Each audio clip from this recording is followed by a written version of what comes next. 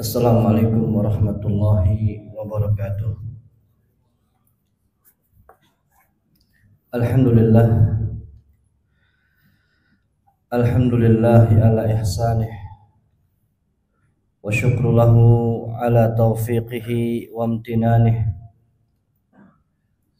Asyhadu an la ilaha illallah wahdahu la syarikalah, ta'ziman li sya'nih, wa asyhadu anna Muhammadan abduhu wa rasuluh,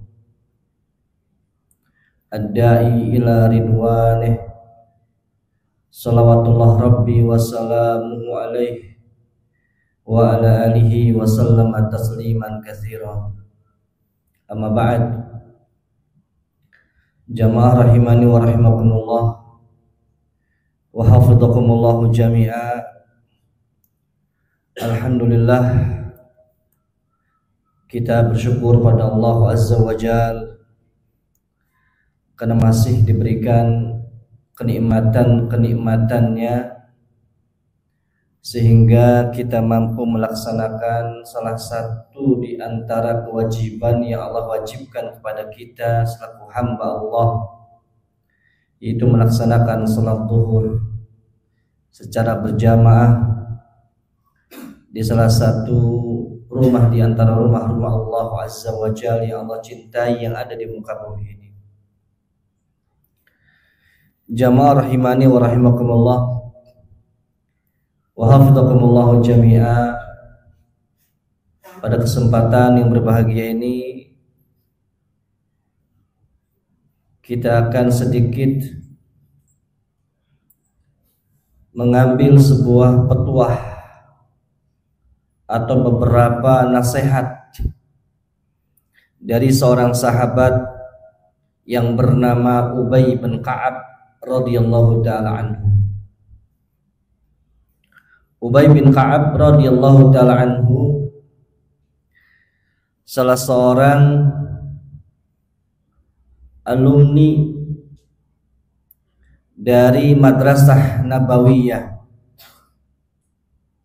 dari sekolah yang pendidiknya langsung baginda Rasulullah sallallahu alaihi wasallam yang cukup dikenal dengan kecerdasannya.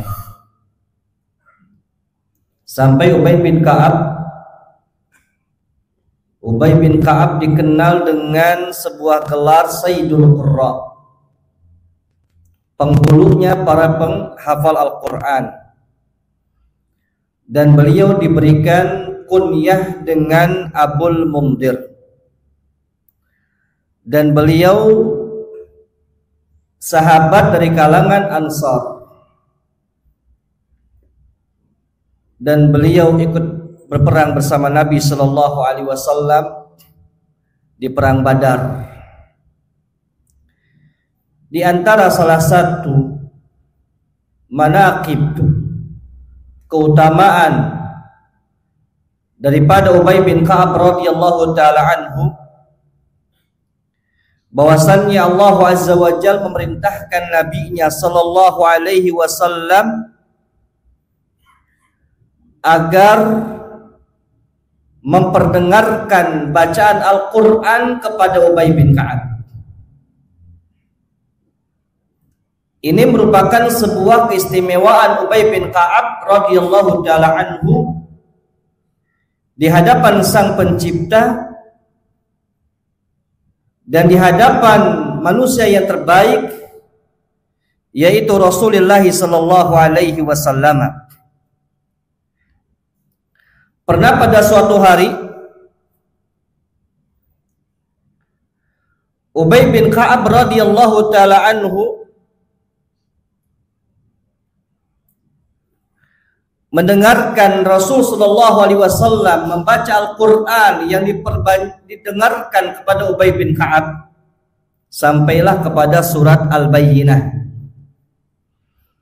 Disebutkan bahwasannya dalam sebuah hadis yang sahih, Rasul sallallahu alaihi wasallam beliau menangis.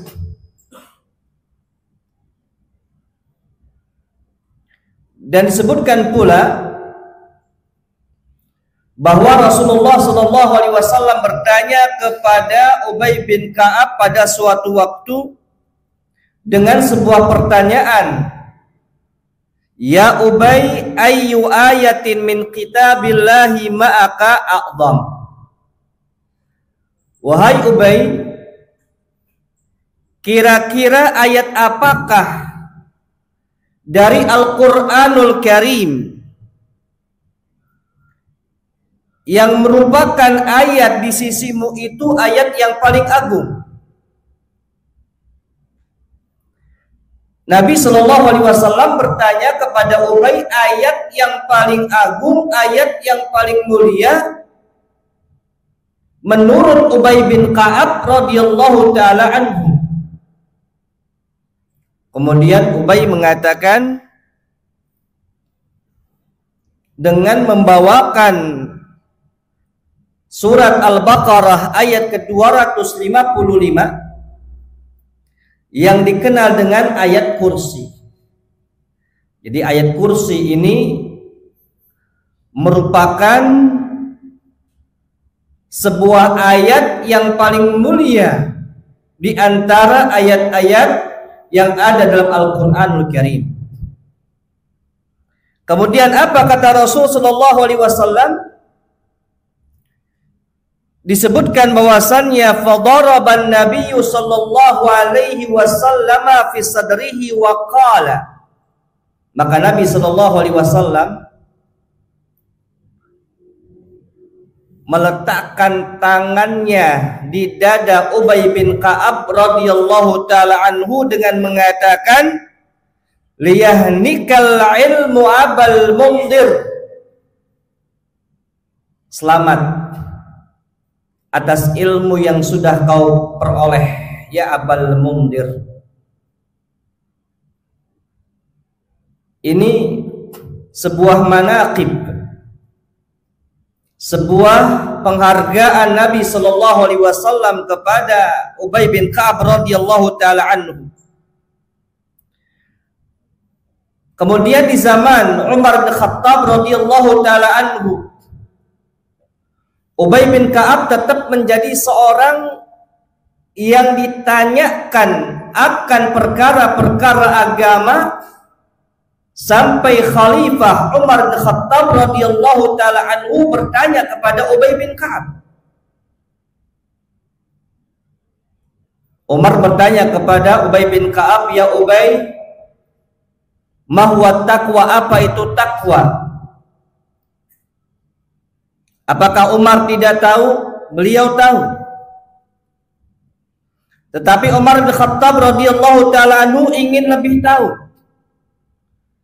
Kira-kira apa pendapat dari seorang yang dimana Rasulullah SAW saja bertanya kepada beliau?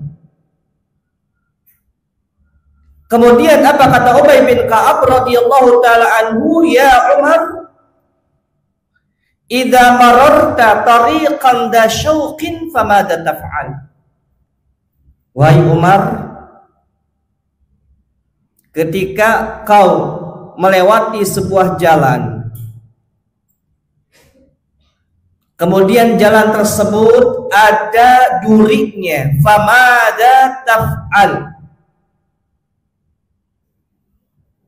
apa yang kau lakukan? Kemudian kata Umar bin Khattab radhiyallahu taala anhu mengatakan, fasamartu wazdahattu, saya akan berhati-hati dan bersungguh-sungguh jangan sampai duri itu mengenai kakiku. Kemudian apa kata Ubay bin Ka'ab radhiyallahu taala anhu, ya Umar, fadzalika taqwa, itu adalah takwa. Jadi seorang yang betul-betul berhati-hati, bersungguh-sungguh di dalam dia menjalani kehidupan di muka bumi ini, jangan sampai dia terkena dengan duri-duri yang ada di dunia, baik duri yang namanya duri syahwat dan duri syubhat yang tidak jelas akan keilmuannya. Maka seorang yang bertakwa berhati-hati. Ini nasihat dari Ubay bin Ka'ab kepada Umar bin Khattab radhiyallahu taala anhu. Kemudian pula ada nasihat-nasihat yang indah dari seorang Ubay bin Ka'ab radhiyallahu taala anhu kepada seluruh manusia. Disebutkan bahwasannya di dalam sebuah kitab Hilyatul Auliya bahwasannya ada seorang datang kepada Ubay bin Ka'ab radhiyallahu taala anhu dengan dia mengatakan, "Idni wa la tuqsir alayya fa ansa." Ya Ubay, nasihati aku. Tapi jangan banyak-banyak, jangan panjang-panjang, fa ansa, aku lupa. Dan ini salah satu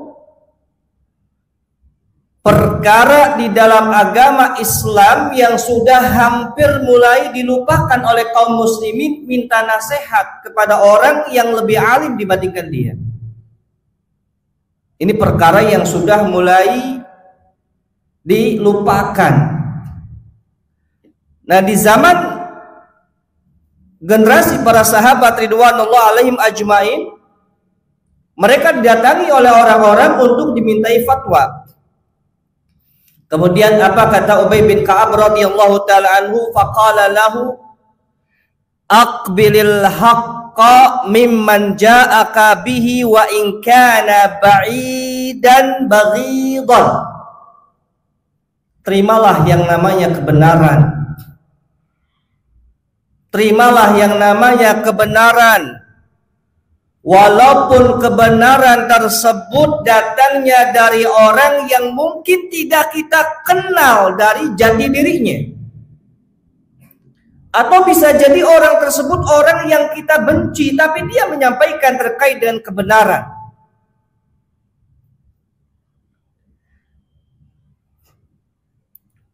Wardudil batila ala man ja'aka bihi wa in kana habiban qaribah. Tolak yang namanya kebatilan, walaupun kebatilan itu datangnya dari orang yang kita cintai dan orang yang dekat dengan kita. Ini ujian bagi kita. Ketika ada sebuah kebenaran,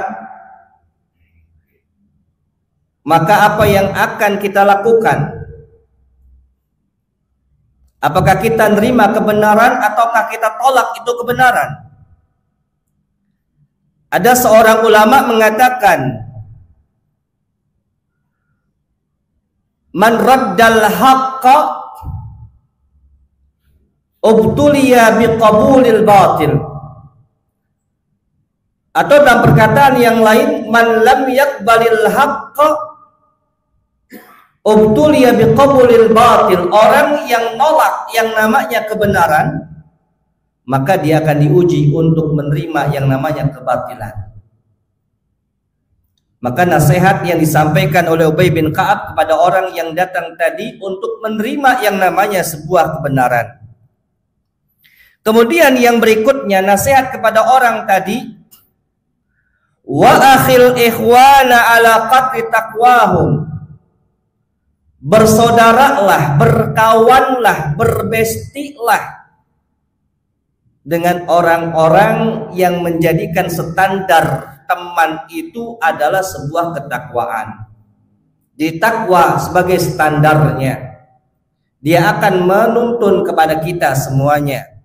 Kita akan dituntun oleh dia kepada jalan-jalan menuju ridhonya Allah Azza wa Jalla.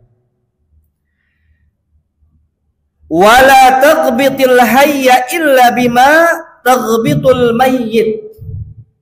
Jangan pernah kita memiliki rasa iri yang baik, itu ghibtah. Seperti yang diharapkan oleh orang-orang yang meninggal dunia. Orang-orang yang meninggal dunia ketika dia ditanya oleh Allah Azza wa Jalla, apa yang kau inginkan? Rabbirji'uni. Ya Rabb, kembalikan aku kepada dunia, la'alli a'mala salihan fima taraktu, agar aku bisa beramal dengan amal yang saleh yang telah aku tinggalkan pada waktu itu.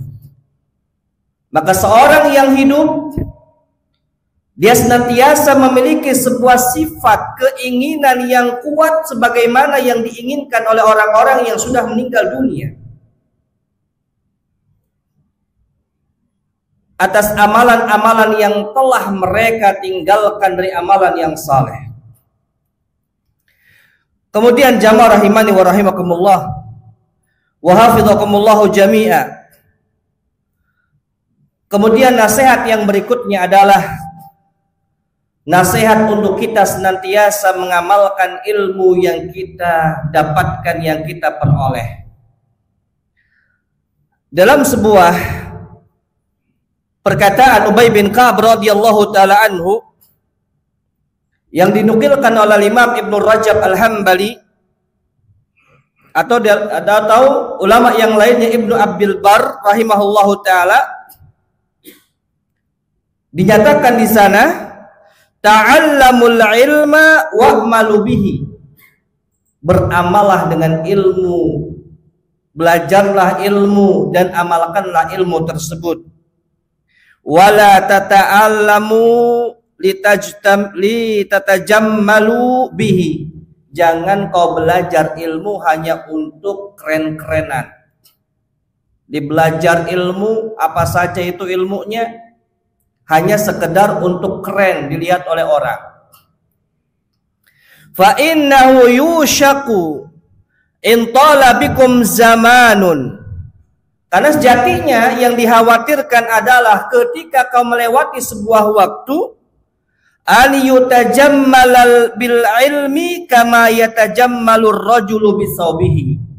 Seorang menjadikan ilmu itu hanya untuk keren-kerenan, sebagaimana orang yang sekarang terjadi adalah memakai pakaian untuk kelihatan keren.